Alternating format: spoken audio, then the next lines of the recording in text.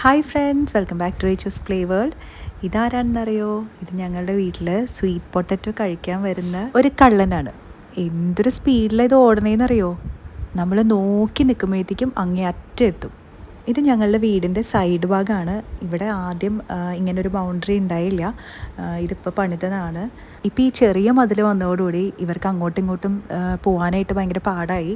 അപ്പോൾ ഞങ്ങളിങ്ങനെ ഇരുന്ന് വർത്തമാനം പറയുമ്പോഴാണ് ഒരു ശബ്ദം കേൾക്കുന്നത്. അപ്പം നമ്മുടെ ടോട്ടോയി സ്വീറ്റ് പൊട്ടറ്റോ ഒക്കെ കഴിച്ച് ഒരു മതിൽ കയറി മുകളിലെത്തി ഒരൊറ്റ ചാട്ടം താഴ്ത്തിക്ക് ചാടി. അടുത്ത മതിൽ കയറാൻ നിൽക്കുമ്പോഴാണ് ഞങ്ങൾ കാണുന്നത്.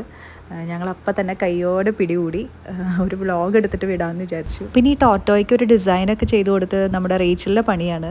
പിന്നെ അത് ഹാംഫുൾ ആയിട്ടുള്ള പെയിൻ്റ് അല്ല, ജസ്റ്റ് വെള്ളത്തിൽ ഇറങ്ങുമ്പോൾ തന്നെ അത് വാഷ് ഔട്ട് ആയിക്കോളും. പിന്നെ ഇതാണ് കേട്ടോ സ്വീറ്റ് പൊട്ടറ്റോ പ്ലാന്റ്. ഇതിൻ്റെ റൂട്ട് താഴത്തോട്ടാണ്, മണ്ണിൻ്റെ അടിയിലായിരിക്കും. അപ്പോൾ ഇത് ഇവർക്ക് ഭയങ്കര ഇഷ്ടമാണ്. ഇതിൻ്റെ ഇലയും തണ്ടും ഒക്കെ നന്നായിട്ട് തിന്നുന്നത് കാണാം.